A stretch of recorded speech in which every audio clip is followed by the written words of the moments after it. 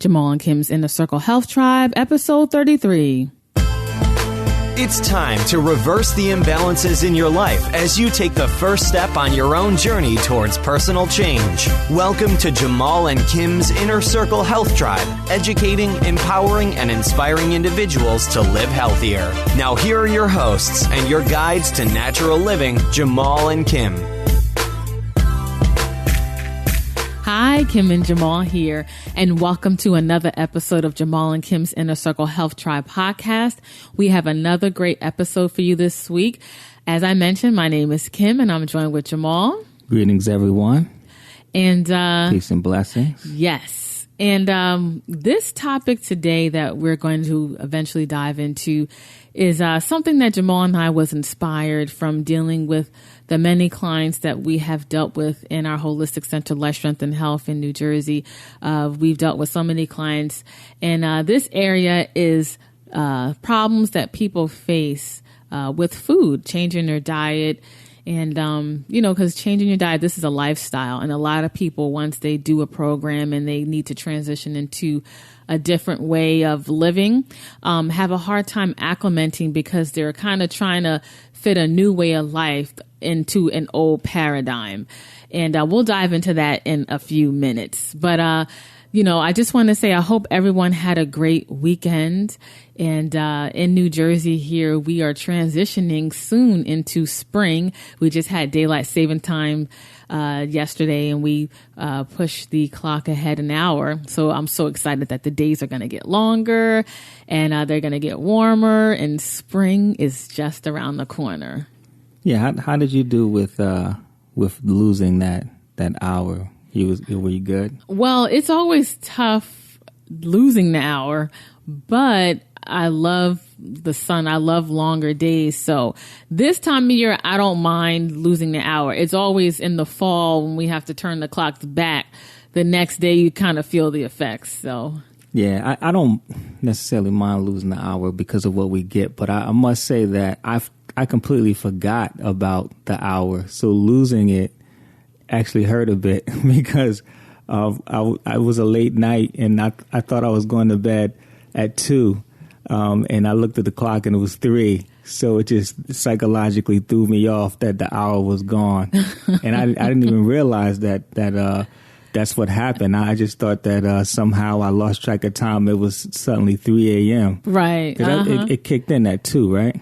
Right. I mean, But thank goodness for cell phones, because the cell phones automatically adjust. Right. So if you go with your cell phone, you'll be okay. Yeah.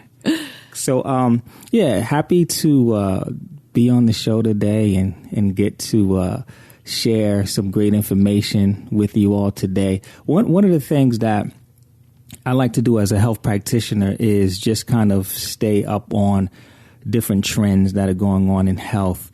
Because a lot of our clients, as they come in, they ask, what do we think about this? Or, have I heard about that? And they just want to get our opinions and weigh on things. So I try to stay abreast of what's going on.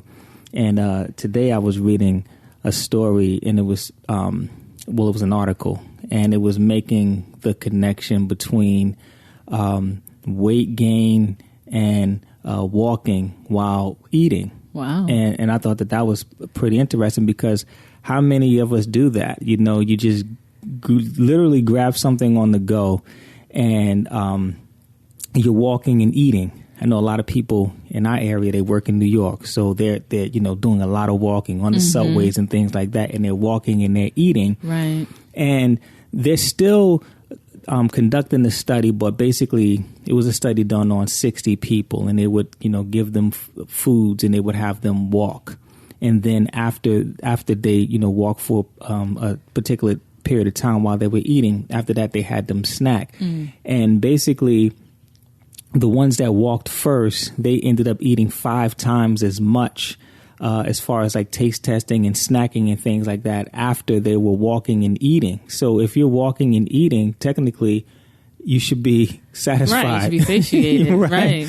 But they're still eating 5 times as much compared to someone that just sat down and ate their food. Wow. And then they tasted. They tasted very little because they were already full. So basically, it's not conclusive, but they were saying that they think that somehow walking it distracts the brain, so it's not registering the fact that you're eating. So it doesn't really know that you ate in a sense, right. And also it doesn't trigger yourself to know that you're full and to stop eating. So I thought that was pretty interesting. I mean, as health practitioners, we're definitely taught about just the digestive system process, and the least distracted you are and the more that you can actually concentrate on eating, like when you can just sit down and just focus on eating and chewing your food properly, your food is going to digest the best. So whenever you're distracted, especially with doing activities, walking and things like that, that's going to disrupt your digestive system. But now looking at these studies, it actually can contribute to weight gain. So I thought that was pretty interesting. Yeah, that is pretty interesting. So, okay, I guess we'll just dive in to this week's topic. So as I mentioned at the beginning of the show, Jamal and I was inspired to go over or discuss what we're going to discuss in this episode, because it just seems like food for a lot of people, when they're transitioning to a healthier lifestyle, they get to like a plateau where they're kind of overwhelmed or confused, and they just kind of feel lost. And I know, speaking from myself and my own journey, that, your diet, the food that you eat, is the foundation of your health, whether it's weight loss, whether it's feeling great, reversing imbalances. It always comes back to the foods that you eat on a daily basis. And, Jamal and I are both foodies. And when we met, I really wasn't a cook at all. Like, through transitioning and improving my health and lifestyle, I became a good cook. I became more interested in foods, and I got recipe books, and I was just exploring and trying new things, to the point where, I love to prepare foods. I love trying different things, especially healthy foods. But a lot of people, either from lack of time or just not, just being at a certain point in their journey, that they get very overwhelmed and confused. So in this episode, we wanted to get on and talk about, at least give 5 ways for anyone starting on the path, on the journey, if you're struggling, 5 ways to help you to eat healthier, to give you that foundation for truly making this a lifestyle and not just something you're doing during a detox or to reverse a specific imbalance. This is something of how to live it, how to live this lifestyle. So number 1 on the list of a way to help you to live, or to eat healthier, I should say, is to start the day off right.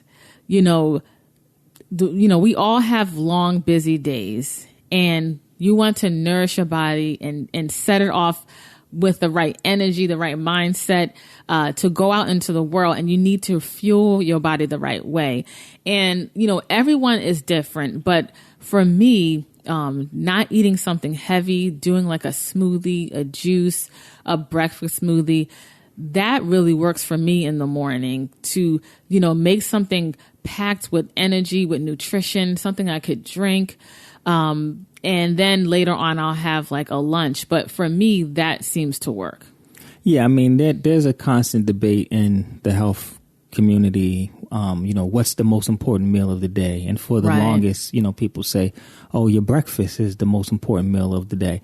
Then when it pertains to weight loss, they say, oh, have your dinner for breakfast. And there's so many different things. But really, I honestly do feel that breakfast is your most important nourishment of the day. You notice I don't necessarily say meal of the day. I say nourishment of the day, because that morning nourishment that you get is the most important thing. It doesn't have to be sitting down to eat, but just the nourishment. It could be a series of tonics and teas or things of that nature. But you want to get in the habit of nourishing your body first thing in the morning. And the best thing that you can nourish your body with first thing in the morning is water. Right. Because you're sleeping for, anywhere from 6 to 8 hours. So they say breakfast because you're breaking your fast.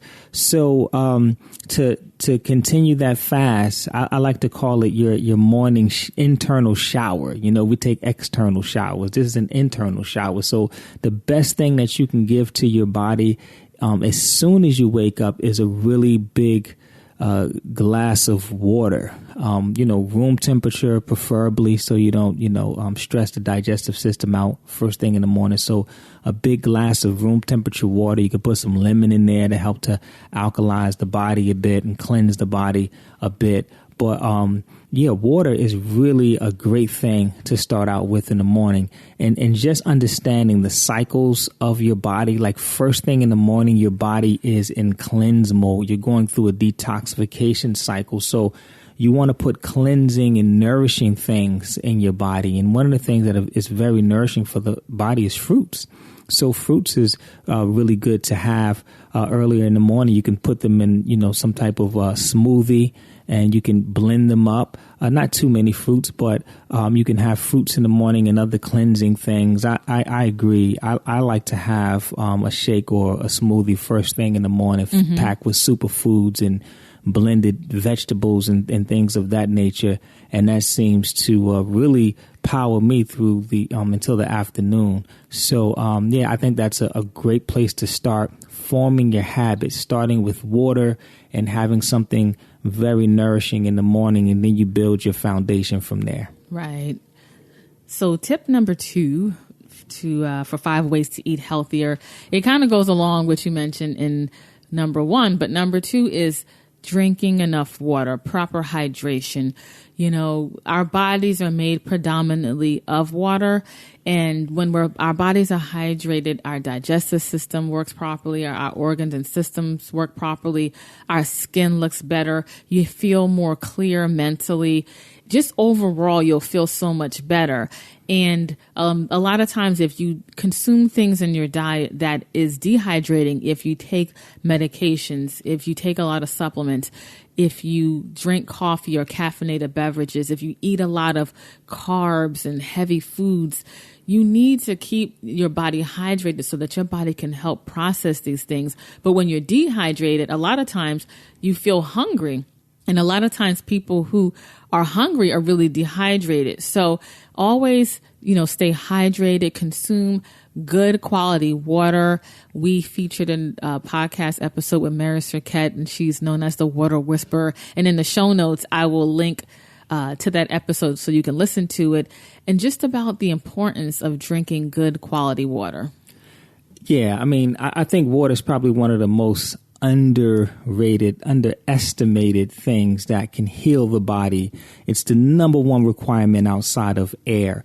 And most people that come into our office, when they sit down and we get to talking to them, that is the one thing that they're not doing. Right. But water is very healing, and you want to make sure that you get enough water. Everyone's water requirements are different. The standard rule of thumb is 8 glasses a day. And if you go with 8 glasses, you can't go wrong. But everyone's requirements are a little bit different.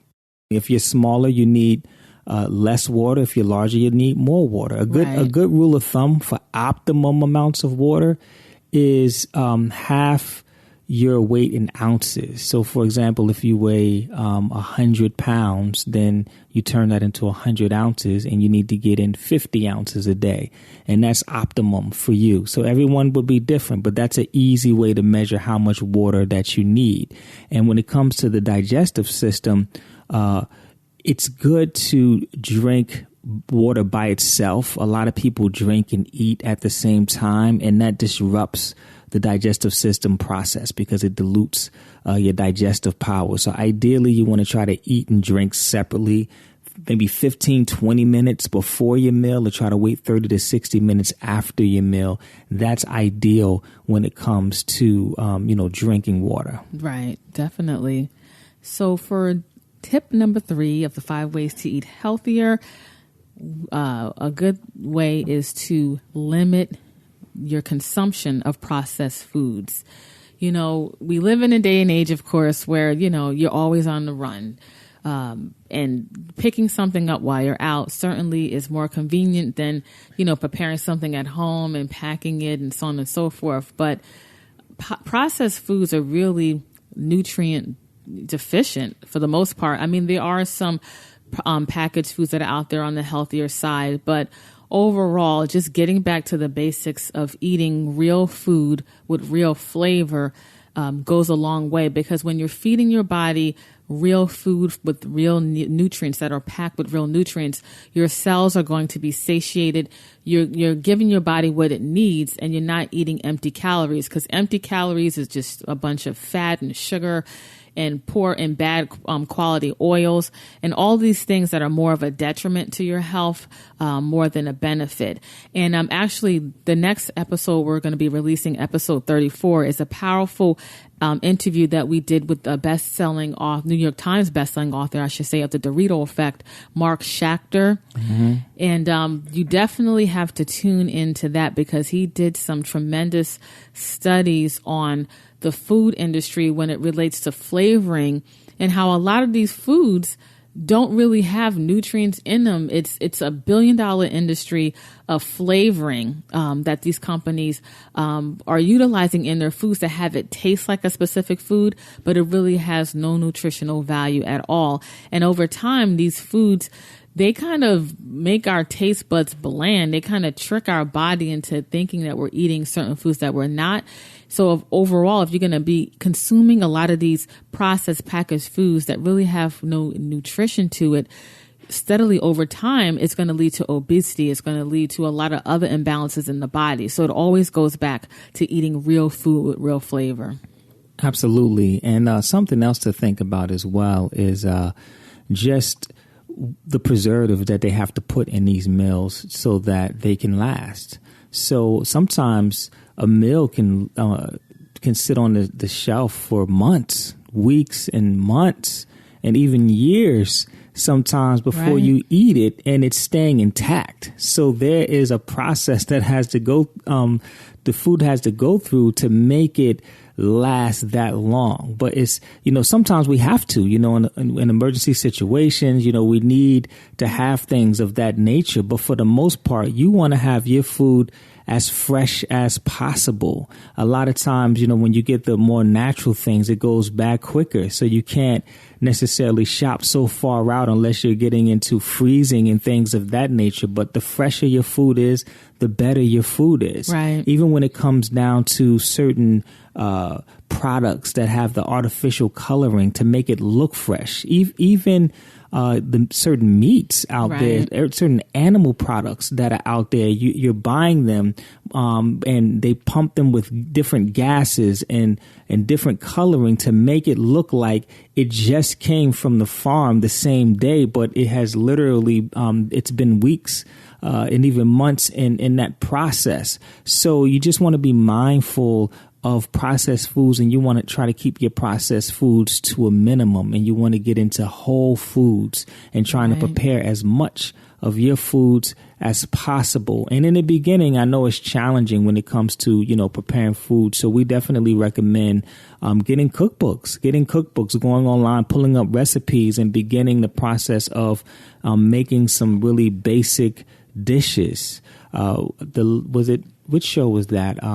Two episodes ago, where Chef Sa gave us a recipe on a cheese. Right, on I'll a raw look it up cheese. right now. Yeah, so we have we had a chef on Chef Sa. She gave us a cheese recipe. Yeah, that was episode 31. Yeah, episode 31. So, you know, doing things like that, trying some basic things, and just getting a little bit more experience in the kitchen and starting to prepare these meals, and you get more comfortable as you go. In the beginning, we experience it too. You just feel kind of out of place trying to make more natural things, and sometimes it comes out good and you nail it, and sometimes it comes out really bad. I've made my fair share of mistakes. Yeah, it comes out bad. It just happens sometimes. Sometimes you're just eating for nourishment when you want to eat to enjoy it, but it comes with the territory. So if you're out there and you're making mistakes, just know that you're not alone and it happens. But just keep at it and it'll come together. Yeah, definitely.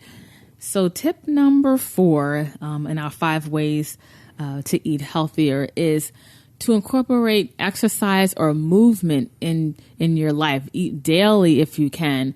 You know, for me, exercise is my stress relief. It's my time for me as a mom, as a business owner, just to kind of get away and just have you time. And I've always been an athlete growing up, so I find comfort in exercising. I just feel better. I feel my skin looks better. I've moved better. Overall, I just feel great. And when you exercise and you consistently do it, it motivates you to eat healthier, because you're doing all this work on the one end and you don't want to self-sabotage yourself. It's just something internally that it causes you to gravitate more towards the healthier fruits, your vegetables, just eating cleaner. So, you know, movement is life. You know, no one wants to be stagnant. You know, life is ever changing. It's moving and you have to move along with it. And whether you're just doing a Pilates class, yoga, Zumba, if you have a workout regimen, whether you just even go out and walk. Here in the East Coast, we're heading into spring. You know, I see people out now walking, jogging, because this shift during this time of year causes you to want to be more active. So move along with it. Don't fight those energies. Move along with it and start moving. Get a videotape and do it at home. Do something on YouTube. There's just so much information out there for you to work out with. So just start moving, and that is going to influence and inspire you to eat healthier. Yeah, you know, it's a common misconception when it comes to exercise. And a lot of times people think that, you know, you exercise to lose weight. You know, a lot of people exercise to lose weight. And yeah, it can help with that. But that's not why we exercise, because if you just exercising to lose weight, once you lose the weight, then you're going to stop exercising. Or if you don't have success at losing weight, then you're going to stop exercising. Exercising is something that is required for the body to do. It's something that you literally have to do. It's a requirement. We've been kind of taught that it's optional, but exercise is not optional. You have to exercise. It pumps the lymphatic system and it helps to relieve tension from organs and systems of your body. And it just increases your circulation, and it moves oxygen and gets rid of toxins. Like it does so many things. Like you have to exercise. It's not an option. But the other misconception when it comes to exercise is that the types of exercise and what counts as exercise. We had a client in the office the other day, and she said that she hated exercise, you know, which is, you know, crazy, but she said she hated exercise. But after we got to talking for a little bit, what I realized was that she didn't know what exercise really was. Her idea of exercise was going to a gym, taking an aerobics class, or, you know, pumping iron. And yeah, those are forms of exercise, but that's not the only form of exercise. Right. So I think that it's important for you to find your love. Find something that you love to do. For someone, it may be tennis. For another person, it may be martial arts. For someone else, it could be dancing, swimming, basketball, weightlifting, CrossFit. There are so many different ways that you can exercise your body. Yoga, Pilates. You have to find something that you like. So if you're doing something that you don't find it fulfilling, move on and try something else until you find some form of movement that you actually like. Find your passion. Yeah, and then once you find that, then you can stick with that, and now you can grow into it. Now you're motivated to do it, and you're not just doing it because, oh, I need to stay healthy, or because I need to lose weight, or because, you know, Kim and Jamal says that I have to do this. You know what I mean? You're doing it because you truly enjoy doing it. And that is that's what's important. You know, one of Kim's passions is tennis. Right. You know, and it's not tedious for her. She loves to go. Mm-hmm. You know, one of her friends call her up, let's play. You know, she's trying to figure out a way to get out. You know, she plays in the league. and she does a thing because she enjoys it. And when you're doing something that you enjoy, you don't even think about it as exercise. You're just thinking about it as something that you want to do and enjoy. So just wanted to shatter those exercise myths. We haven't done a whole show on exercise yet. We got to get an exercise expert on here. That's going to be what we're going to get in the near future. Definitely. So we're going to touch on the last and final tip of our 5 ways to eating healthier. And this last tip is planning or preparation. And, what's that saying? Something like, in so many words, it just means that when you want to become successful, it's not like it's luck. It's preparing for your success. And the same thing is true with luck favors the prepared mind. There you go. I could not think of that. Oh, look at you. But yes. So preparation in terms of food. If you live in an area where there are not many food choices, if where you work there's just, a local place that's just serving some fried foods that you shouldn't consume, then you have to plan ahead and buy some things that you can have on hand, or prepare your meals ahead of time and bring the leftovers, or find something in your area that they serve the foods that you can eat and they deliver. Whenever Jamal and I travel, when we recently took a road trip at the end of 2015, or was that? Yeah, 2015 to Florida. You better believe I was on my phone. Like, we packed our food, but we had a little hitch in the plan because it was a hurricane, or they had a flood, I believe, in a big stretch of I-95 in South Carolina. So we ran out of the food because we had to lay over in Columbia for one night, and we ran out of food. So I instantly started researching, okay, we're going to be driving this way. Where are some health food restaurants, health food stores? Because that is important for us. We're not going to just eat the traditional foods that are on the major highways, a lot of these franchises, because we don't consume those foods anymore. So having that mindset of preparing and planning ahead of time will set you up for success rather than being a victim of the environment that you're currently in. Yeah, absolutely. I think that it's important to understand is that our society isn't set up to be healthy. It's actually set up to be unhealthy. And if you do not prepare, if you don't plan, you're going to put yourself in a situation where you're going to be eating the foods that you don't want to eat, even down to the average restaurant that you pass. It doesn't really have true health selections out there.